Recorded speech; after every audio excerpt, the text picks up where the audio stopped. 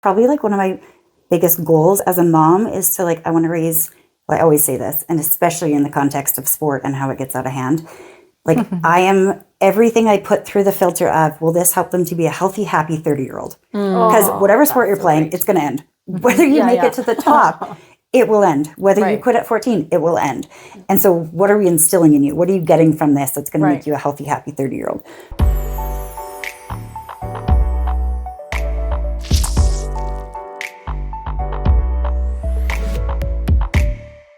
Welcome back to another episode of Smashed Oranges. If you have not done so already, please give us a like and subscribe down below. It really helps us bring you fresh new content every week. And with that, we have a super fun guest for you today. Please say hello to Jess. Hello. Hi, Jess. I've known Jess since I was like 10 years old. Yeah, we vacation in the same spot every summer together. So that's how I know Jess. Jess is a mom of 3, and all 3 of her kids are competitive athletes. Jess has also been parenting while also navigating a few autoimmune disorders. So we might touch on that today. And yeah, with that, Jess, is there anything else you'd like to say about yourself? Well, my favorite color. No, I'm just kidding. Yeah, we've asked people before what their favorite Netflix shows are. Yeah. So what do you do to relax? Maybe I'll expand. Oh, W Network movies, for sure. Really? Yes. Okay. Like I almost always have one going. Like just a chick flick, just a happy, won't stress me out, doesn't relate to my life. Yeah. It'll all end well. Yep. I literally rewatched Made in Manhattan the other day, and Josh came up and he was like, "It's so cute how you just rewatch your favorite like rom-coms." I was like, "Yes, I know. I need to like chill my nervous system out." I feel like 20 years from now, he's not going to be like, "It's so cute." He's going to be like, "Honestly, you're watching that again." Yeah. We'll get there when we get there. We'll have some more. Yeah, but the OG chick flicks, you just can't beat them. Yeah, totally agree. That's my outlet. Well, that and yoga. Oh, well, maybe I'll touch on that a little bit later. Because like Maddie mentioned, the autoimmune disease part of your life is pretty prevalent in the way that you in the way that you parent, or try not to make it prevalent in the way that you parent. So I would like to just maybe before we get there, to kind of give us a bit of backstory on what your life is like now. Maddie also addressed that you've got some kids in competitive sports. So give us a little rundown of what your family life is like and what the balance looks like. Okay. Well, our background for both my husband and I, we both played Division I sports on scholarships down in the States. So I think that's really shaped our perspective on how we're raising kids. With their interest being also in sport, we really have put a lot of thought into like how we want to navigate all of that, and how we want to help them to navigate all that. So I say that not at all in like a braggy way. I am long since washed up, but so is Mark. But I say that because it really has shaped our perspective, and it also has created our community in that the people we're talking to about how we're navigating our kids' sports, they also played high level in their own right. And so I think it's just brought like a different perspective than you might find amongst a local community. Totally. In just keeping in touch with former teammates and stuff who have played all over the world, and then getting to bounce things off them. I know my husband talks to like his best friend who played pro hockey and was one of his teammates. He talks to him every day, and they're like, "Okay, so here's what happened in my kid's thing last night. Here's what we're trying to decide as we're making choices as our kids get older and helping them figure out their next steps." We really value that a lot. So day-to-day life, we have 3 kids. They're grades 4, 6, and 11. Do you ever go into the doctor's office and they ask you your kid's birth date and you're like, that's what I felt right there. The oldest is 17, grade 11. Also, when did that happen? When right? Like I remember him in diapers. That's insane. I know, he was so cute. He was so cute. He's still so cute, but like so big. He's so big cute now. Big cute now. Big cute. He still hugs me, which I really really appreciate. And this morning he was getting ready for a game, and like I've got no value at this point in hockey to bring to him. I didn't play hockey. So I now just like sing a song with him before. I'm like, do your thing, honey. And he's like dancing with me in the parking lot. Yeah, that is so sweet. That's 17. awesome. I don't know how it happened. Have I answered the question? Yeah. Yes. Yeah, Okay. totally. Well, that definitely gives us the scope of like the age ranges and kind of it puts into perspective the competitiveness Yeah. of where your kids are at. Do your kids talk to you about your background much, and what kind of do they try to glean some key hacks and things like from you? Yeah, I think so. I think like my husband played hockey. And so the fact that our oldest is pursuing hockey as well as lacrosse, my husband played both of those. So they're able to talk shop in a way that I can't talk shop. Right. What they do come to me for is like more like the mindset stuff and what should they eat. And like just this morning, I was like, hey, bud, do you have like, what are you going to eat right before your game? Because it's not for 3 hours. And he's like, I don't know. What should I eat? Right. Oh, that's great. That's so great. Yeah. I'm curious, can you just expand on that a little bit? Like, how do you actually answer that question for him? And just like coming from someone who is like a dance teacher, I mean, I have a basic understanding of like nutrition and like what you should and should not eat before you're going to try to give like a competitive level dance performance. But like as a parent, how are you delivering like nutrition advice in a way that's like body positive and not like shaming what they're putting in their bodies? I love that because our daughter is a competitive gymnast. And we've worked really hard to get to a point where she's very proud of her strong body. But we have worked through body image, everything with her, especially when you're wearing a gym suit at all times.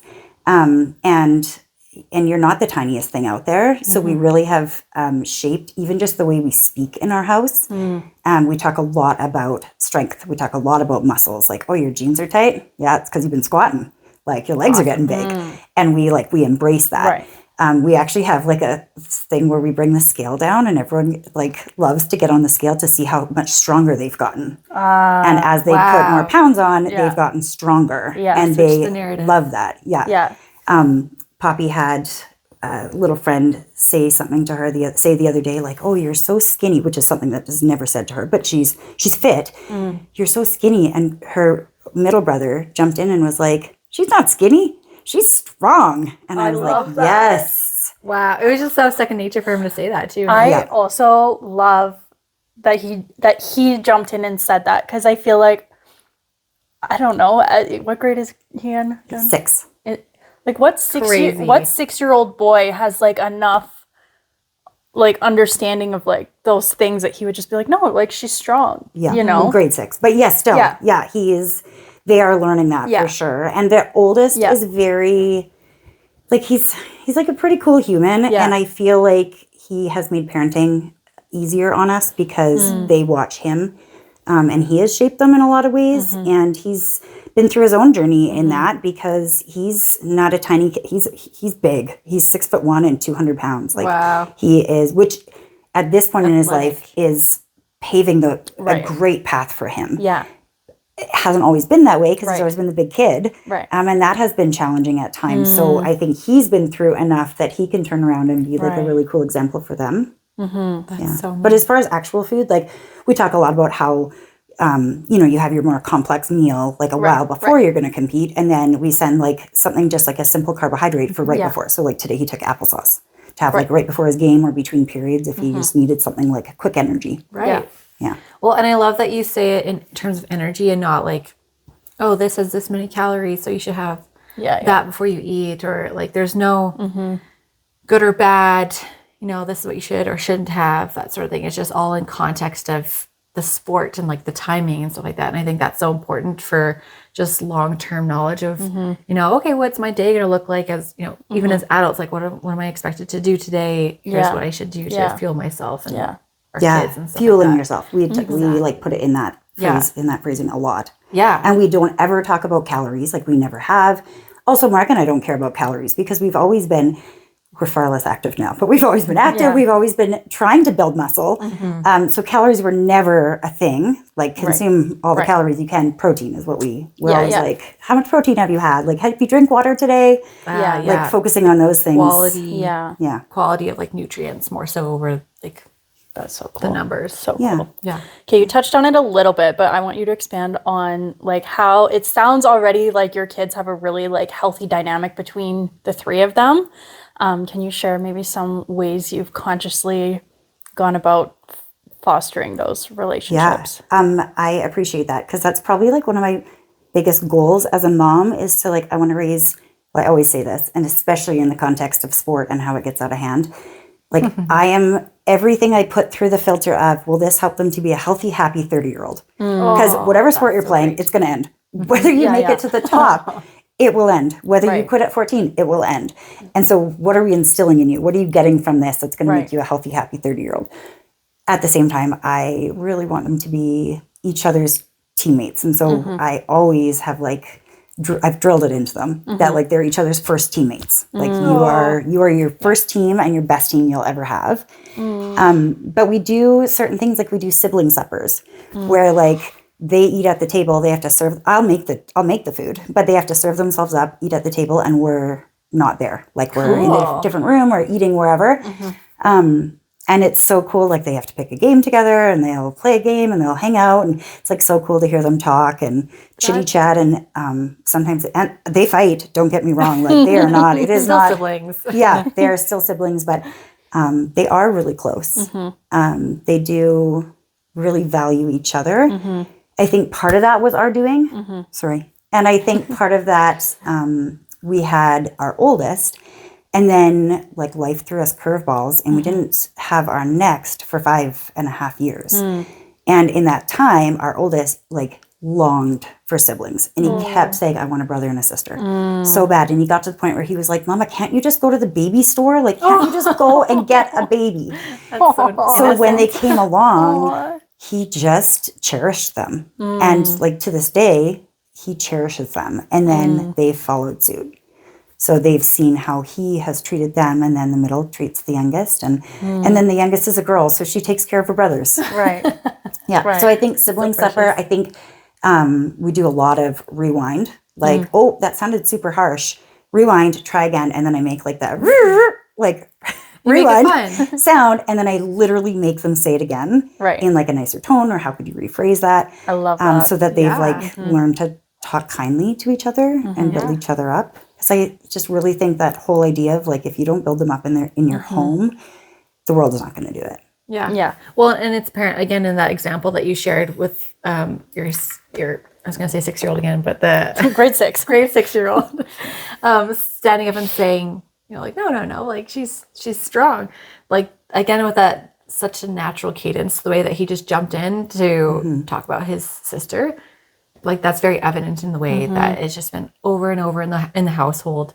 And I think it's cool also in the way that you do it. I can tell like personally, because we've had a bit of time to chit chat with you and stuff, and I've gotten to get to know more of your personality. You're very chill, very like happy, super sunny vibe around you. Thank you. And but it's cool because you're implementing that like dynamic in the house with something that we discussed in another episode with Nikki. She was one of our first guest episodes. Yeah. And she works with younger children. And she said that's one of the best things you could do is keep things like very fun, change your tone, make things sing-songy. And it sounds like that's working for you guys to just be like, okay, let's make it not so serious, but you need to kind of switch up the way that you're speaking to each other or things like that. And so do your kids ever give you pushback on that? No, not really. Awesome. I think like I'm not a yeller. It's just not my nature. But I have a tone that like I said something to one of them just yesterday, to the middle one, and our oldest, his head whipped around and like it was this same volume, but that like I like he was arguing with me about something and I was like, nope, like I've said what I've said. I'm the mom and you need to listen. And I aspire to have that tone. His head whipped around. And I was like, you heard it, didn't you? And he's like, yes. I'm like, so is it cool. scary? And he's like, yeah, a little. See, I want that in my life. I want to have like the little bit of scariness that can just come out at the right moment, not be like, that's perfect. I love that so much for you. I don't know if they love that, but. Well, it comes in handy because I think you're right. Like having some clear distinction between like, you're still the children, I'm still the parent. And I think that's just a useful boundary and skill to have. And I feel like sometimes it can get a little bit lost in this whole, we've talked about it a little bit, the two of us, just like, do we want to be more of their friend growing up or do we want to be more parent? And like, how do you marry the two? And especially as you as your kids grow up, and like you're saying, you want your kids to be like a team and stuff, but you also want to view you and your husband to be on the same team, right? Like you don't want to, you don't want there to be animosity as they start to age and be like, oh, I can't believe like mom and dad did that or would speak to me like that. And so, yeah, big props to you because I think you're doing a good job. Oh, well, thank you. Yeah. There are, like, we talk very candidly with our kids, and our oldest has definitely, like, we've laughed / cringed. He's told us, like, the things we've done over the years and how it's made him feel. And we're like, oh, buddy, we're so sorry. Like, He's so open we've made about some it. big mistakes. Like, one of the things we used to say is we're shooting for average. And we thought it was funny, and we were like, we're shooting for average because if you're above, great. If you're below, not a far drop. Like, just seems like a relaxed goal. You know, Right. you do you. Right. What he heard was, you're average. Oh. And all we aspire for you to be is average. Oh. Oh. Anyways, we've worked back from that. It's hard when you're like your intentions are good, and Yeah. I think, but it's cool that he was willing and able to talk to you about it because that again shows that sign of trust that you've created amongst yourselves. Yeah, I hope so. That's amazing. Yeah. So we've made a lot of mistakes along the way. But I did you appreciate switch your it to? compliments. I think we just dropped it all together. Like, I think You're like, there's no coming back we from that. swept that one under the rug. We didn't use it on the other two. That whole thing of like your first child is your guinea pig. Yeah. Yeah, we chalked it up to that. That's funny. That's funny. That's awesome. Yes. So funny. So I've seen a little bit on your social media. I kind of want to go back to a little bit of the teammates within the siblings kind of dynamic because I've seen with them all being competitive sports on your social media that you encourage them all to go and support each other at each other's events. How does that work with like people's schedules? Do you navigate any, again, pushback on like, oh, do we have to go? We've got so many games before or whatever. How does that look like in your life? Yeah. So we do that. I mean, the schedules are getting busier as they get older. So it becomes a little bit less doable. And the oldest doesn't get to go to the other two's stuff as much just because his stuff is more consuming at this stage that of the level. game. But as much as we possibly can, like we don't ever leave a kid at home just to hang out while we go to a game. Oh, Like we take them with us. And if we do get pushback sometimes, and I just say like, no, we support each other. Like we're going because we support each other. And then because it goes all the directions, they see that and they that's get that. the standard that's set. Yeah. And I've just really watched it like help them to be more invested in each other's journeys and each other's successes. Like yesterday, one of them was the oldest was playing it in a game and we couldn't be there because it was too far from home. And so I'm getting texts from my husband and I'm like, guys, he scored. And they're like, yes. And they're like cheering in the kitchen. And Oh, wow. I think it's helped them to be each other's cheerleader.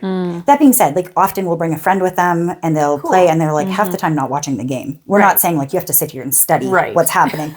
We're just like, you're in spirit, you're there. We're supporting each other by being there. That's a great way to do it, was bring your friend or bring a favorite snack or something, make it Yeah. make it casual. We've been known to we'll bring a gymnastics mat, like a foldable. cool. And then our daughter Love it. does handstands, and so she's happy. Yeah. Genius. We've brought stilts to the rink before, and the kids have like walked around on stilts and played and had fun. And That is so fun. That's yeah, awesome. Yeah, Adopt me. I'll bring the stilts over. Perfect.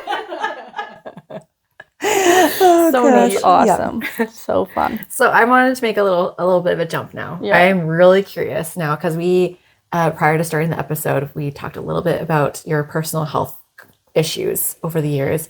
And again, especially considering how busy your schedule is and how involved you are as a parent, I'm really curious to know kind of what is going on with your health currently and how did it begin? Because from what we talked about, some things were starting to kind of ramp up around the time that you had your first. And so could you give us a bit of backstory on that and then what it's brought you to now? Yeah, so I was in a bad car accident when I was 18. I had a brain injury. I had to like relearn how to walk properly, and I lost 5 years of memory, and I was like 50 first dates. Oh, crazy. Yeah, I don't actually, my husband and I had been dating, and then we had broken up.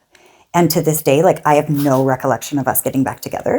So we like whenever things are going sideways, I'm like, what did you say to me to get me back anyways? Like how did this happen? So fast forward, what I didn't know is that triggered some stuff in my body with the car accident. And I developed autoimmune diseases, which I didn't really, a spotlight wasn't really put on them until I had our first son. I had him super early at 34 weeks. Probably because of everything my body was going through, and then realized shortly after that, like I was pretty unwell, which led us to a string of doctors, finding out that I think at that time I probably had 3 or 4 autoimmune diseases. Holy moly. Do you mind me asking what some of your symptoms were? Yeah, so one of the biggest ones I have is called Sjogren's, and it attacks anything that makes liquid in your body. So I stopped making tears, saliva. Even like your lymphatic system, it basically turns to sludge. It's no longer like free flowing fluid. That's crazy. Like I don't really sweat. I have to work very, very, very hard to like sweat. Like I sit in saunas and stuff to move the toxins out. But those were the biggest ones. So like it affected my eyesight, and all of a sudden like I couldn't see, and so I'd have to keep my hand on my baby when he was crawling. Like we hired a nanny at one point because I couldn't see. So Mark couldn't go to work, and obviously I've come a long ways since then. The not treatments, but the management of symptoms in that area have come a long ways. So we have traveled from here to Mexico to Texas to all over the place trying to get me better. And then at some point it shifted from like, okay, maybe I'm not going to get better, but maybe we can better deal with this. And like, I thought I'd be the first person to cure these diseases, and like get through them and come out the other side. Unfortunately, I'm not. But we do better manage the symptoms now. And I would say the biggest things that affect me now are energy. Like I could sleep all day and all night and still be exhausted. And it's like a deeply rooted exhaustion. I don't, but I could. And then my eyes are like a big thing. It has since caused me to have cancer. I've been through treatment for that, and surgeries, lots of surgeries, and we kind of just manage it. It's a bit like a roller coaster, and we kind of just, I try and do the best I can with how I'm feeling on any given day. But what you were referring to, one of my biggest goals early on was to not give, at that time, our son, but now our kids, like a sick mom complex. I didn't want them growing up and having this overarching, like, yeah, like childhood was good, but our mom was sick. I wanted it to just be like childhood was good. Yeah. So I've worked really hard and still work really hard to rally. And I mean, I'm real with my kids in a lot of ways, but I do hide a lot of like my exhaustion and my suffering because I don't want them to have to carry that burden. Wow. Yeah. That's huge. And I can imagine that takes a big toll on you mentally. I'm sure it does. I think I'm honestly so used to it at this point that I don't really think about that part. It's kind of just like, okay, what do I need to do today? And how hard do I have to rally to do that? And how many coffees do I need to drink to like try and get there? And how good is that bourbon going to taste tonight when I've gone through this day? Yeah. I think it sounds like it comes down to your priorities. Like, back to that whole, I don't want my kids to think my sick mom. I think that's been your priority. And do you feel like that's accurate, that you've just had a really clear goal? I feel like it almost comes back to being an athlete. Is like once you have a really clear goal, it sounds like you are able to commit to it and you're able to see the benefits from that. Yeah, I appreciate that. I've never actually like drawn that parallel, but you're totally right because like my parents raised us, we were 3 girls. My parents raised us to very literally believe we could do anything. Like I fully believed I would be the first female in Major League Baseball. Cool. Because my mom just spoke that into us and I believed her. And so I trained as though like I was going to get a scholarship and then I was going to go to college and then I was going to go to the bigs. Like there was no other thought. Yeah. And I think that mindset that they helped develop in me has served me so well in sports. Because I was able to achieve all of those dreams except for the Major League Baseball. You probably would have heard of me if that had happened. But I think it served me even better in life because when I was in that car accident, like I had to get up every day and I had to be determined to get better. And even after I did get better or rehabbed for 3 years straight, I got re-recruited and I went to play for the University of Hawaii afterwards. Cool. And I had to rehab every part of my brain and my body and then get back to my sport.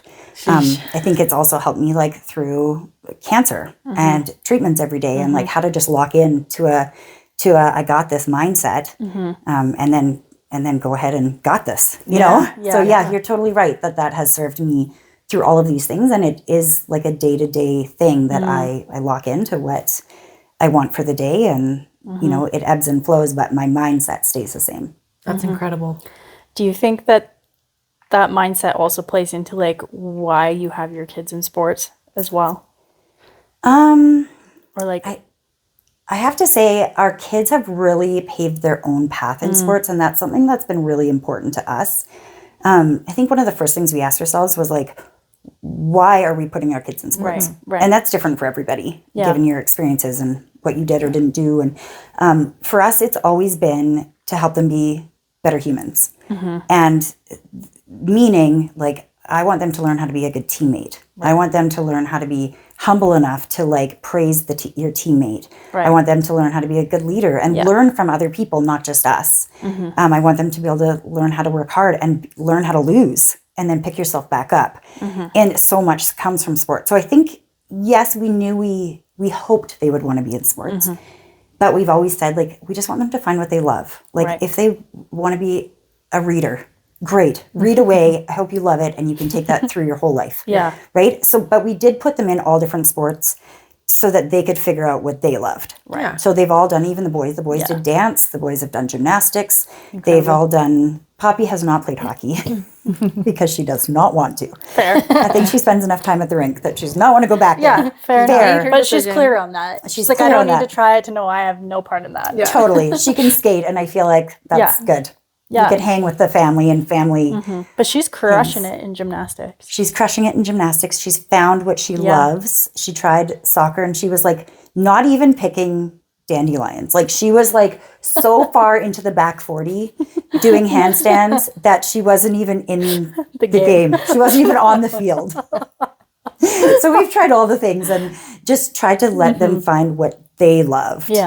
And again, if that would have been dance, or that would have been choir, or that would have been, I mean, our middle plays the drums. So we haven't done a lot of music things, but whatever they love, we would love. Cool. I have a question about, have your kids ever wanted to like quit? Because there are so many parents out there that are like, oh, I want my kids to try a bunch of things. And then you pay for the sessions or you get them in a sport or something. And then you're dragging them out the door and they're like, I want to quit. You're like, whatever, fine, quit. I'm sick of dealing with this, you know? So have you had that kind of, those circumstances? Yeah, that makes me think of that meme that's like, I know your greatest hope and dream is this, but I'm still paying for your last greatest hope and dream. I've seen the one. Yes, we have. Our perspective is like, you see through your commitment, and at the end of that, you go ahead and quit. Like you don't have to. You don't have to do it again if you don't love it, but you've committed to this. We've never put them in something they didn't want to be in, or at least initially want to be in. So it's not like we force them and we're like, you're doing this thing. Like right now, Poppy's taking tennis. Does Poppy love tennis? No, she doesn't. Is she cut out for it? No, she is not. But she's going to finish it because she committed to it. She wanted to do it and she'll see it through. But we have had our oldest wanted to quit at one point. And it was like a couple of his hardest days probably of his life, and everything had gone sideways. And I think just the message we kept giving to him is you don't quit on your hardest days. You're going to get back there, and on your, like the next time you're back there and you have the best time at practice or you play the best game, then let's talk about quitting. And if you still want to quit at that time, then like after the season's over, heck yes, you can quit. But you're not going to make that decision on your hardest day or at when you're struggling the most, because that's probably your feelings getting in the way. And I love that. Decision. I love that. Yeah, I'm going to implement that in my own life for sure. That's a great life A great life lesson. Water. Need to restart my brain or something. We're good. All good. Okay, so all of that, you guys have a wild life. How do you and your husband make time for each other to keep your marriage strong? Well, at different times, that's been definitely easier. Like for sure, this is the hardest season. We're like ships passing right now. I think the biggest things that we've like talked about lately is just like it's like our communication has to be exceptional right now, because there's straight up logistics that could be like a board meeting every day, right? Like getting everyone. I'm going to tell you, the world is made for families of 4. Like a family with 3 kids, we look at families of 4 and we're like, you guys nailed it. Like, well done. We would never change a thing. We love our 3 kids so much. But 3 kids is like the blender with no lid, and then you turn it on high. Oh gosh. Because you only have 2 people to get them there. Yeah. So yes, right now I would say like communication is the biggest thing. Yeah. Because you have to get through the logistics to even get to like, how are you doing? Yeah, totally. Right? And sometimes you don't even have time or energy to get through the logistics. So Yeah. I would say that's probably not something I'm like an expert on at this moment. We're just like navigating this season of life, staying afloat and just doing it. We are coming to like where things are going to get a little bit easier through the winter. We definitely overcommitted our kids, like said yes to too many things. We've had a rule our whole, well, for not 17 years, but I guess he started playing sports when he was probably 3 or 4. So for that long, that our kids will only play 1 sport per season. They'll only be in one thing. And then we threw all that out the window because our middle kid pulled on our heartstrings this year. He played like 3 sports and then joined every school sports team. Oh, He'd come home and be like, guys, I joined wrestling. Guys, I joined this. And we're like, You want to be so supportive? great. I'm so happy for you. Give me a moment. Has an aneurysm. Okay. So that rule worked really well for us, and we're going to go back to that rule for ourselves. You've learned the lesson. We tried breaking it. It didn't work. So we are just coming out of actually the craziest season we've been in. We have 1 kid probably moving away for sports, and then we'll be down to having 2 at home. And I'm sure we will have more connection time. So like 6 months from now, re-ask me that question and I'll have a better answer. Yeah. It's just so funny to like, I mean, Sarah and I mean, I'm technically not even married yet, but like I feel like we're still in like the baby days, you know? Oh, like yeah. having like very like young families, you know, and like younger marriages, and Things are it's just hard, so but like you still manage. because how long have you guys been together now? We've been married almost 22 years. Yeah, so it's just fun to hear that like 22 years down the road that like communication is still the number one thing. Yeah. And that like we're still just cruising day by day. That like, that's fun. Yeah, it's something to start nailing down early, that's for sure. Yeah. Yes. Well, and then and continuing to work on, just like you guys had just mentioned that in one of your prior episodes about like how your relationship has to evolve, marriage or not. Like even if you've said those vows, like that's not just like, okay, now we're off to the races. Like it has to continue to evolve. So you're totally right. And in the different seasons, it has to look different. Yeah, exactly. Yeah. Yeah.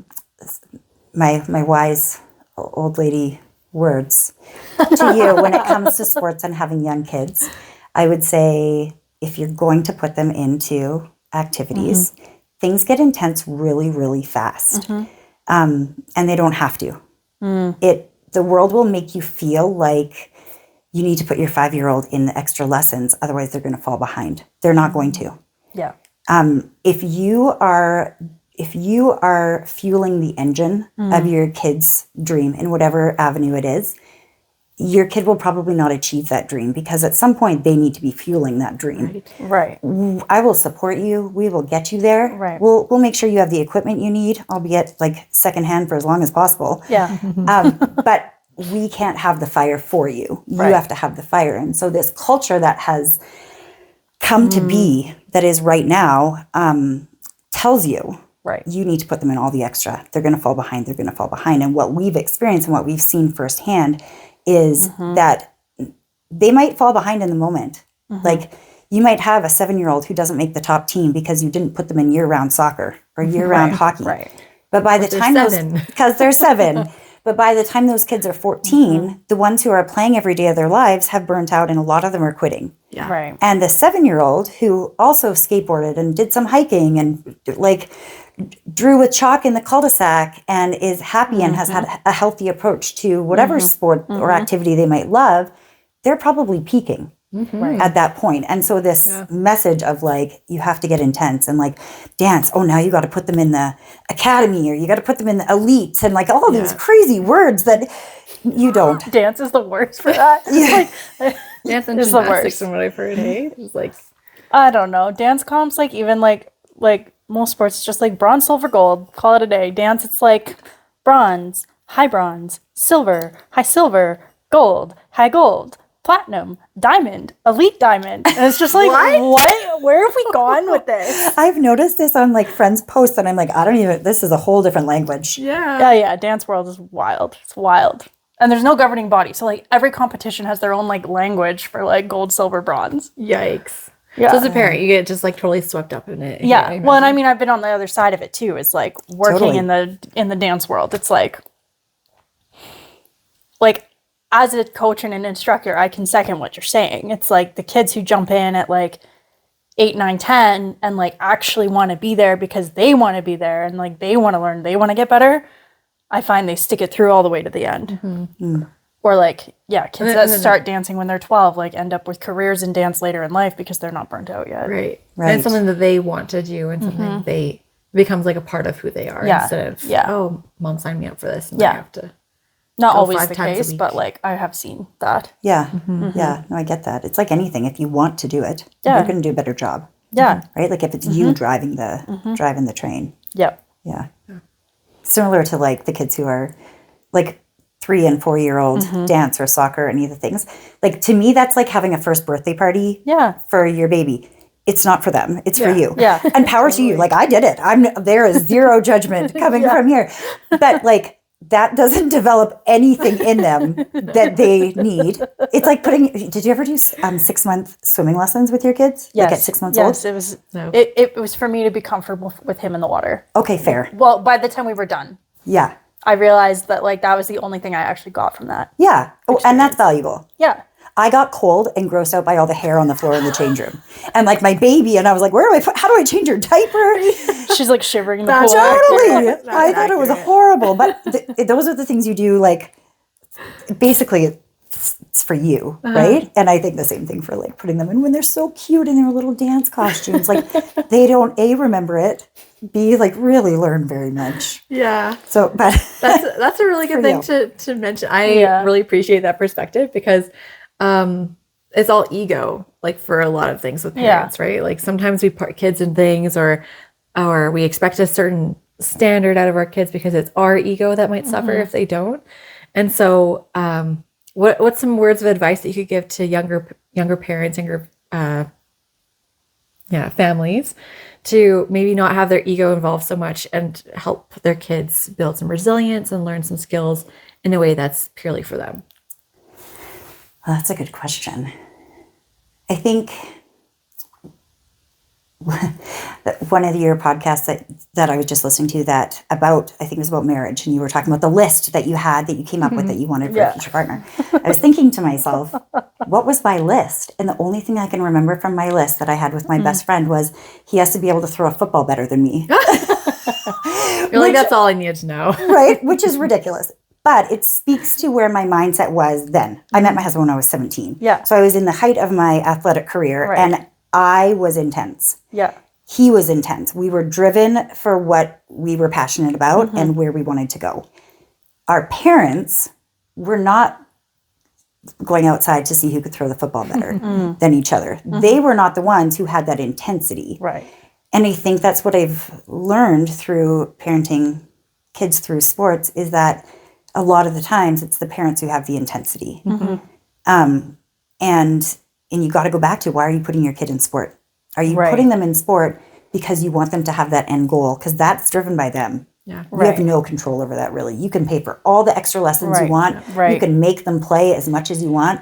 If they don't have that intensity, that end goal isn't going to happen. So if we dial it back, why are you putting them in sport? And then that can be like a check-in for yourself. If you start to feel carried away, or you start to feel that intensity within yourself on behalf of your kids, like go back to, why are we doing this? Because it is about them, but I really believe that parents usually ruin it. Yeah. The sporting experience, teamwork, being able to build resilience, at those conversations in the car ride home, they're powerful. Yeah. And if those conversations are about how that kid messed it up, or your coach didn't give you a fair chance, you're not going to build resilience in your kid. Right? If those conversations, well, we focus on food after. You won, you played great, let's get some food. You lost, you played horrible, let's get some food. But the accountability that they need to learn in order to build that resilience is not driving home blaming everybody else, right? And I think that's when your intensity is potentially getting in the way. So just continually coming back to that, why are we doing this for them? Like, what do we want them to learn from this? I think is kind of a good check and balance. I think that's perfect. What a great answer. I love that. Thank you. Thanks. Yeah. Awesome. Is there anything else you want to? No, I feel like that was a good wrap-up question. Perfect. And thanks for coming on today. Thanks for having me, guys. That was a fun episode. This was fun. Yeah, it's fun to do an episode that's not about just like newborn phase. Yeah, it's very inspiring. I will say as a wrap up that to see what the potential is, because I've given you lots of compliments today, but I want to give you more because you're just so inspiring. I really resonate with the way that you parent, and just the dynamic of your family and the way that you are lifting your kids up to be happy 30-year-olds. I think that's a great motto to have. So thank you. Yeah, thank you again, and it's been fun to hear your story, but also to visualize like our stories in the future. Like, what do we want our parenthood to look like, and our kids' experiences to have? And we'll definitely be adopting some of your philosophies. 100%. Well, and check back with me in 10 years, because we are saying all the time, we're like, I wonder what we're actively doing right now that they're going to be in therapy for down the road. Like 1,000%, we're all making mistakes, and we're all going to make mistakes. Yeah. Yep.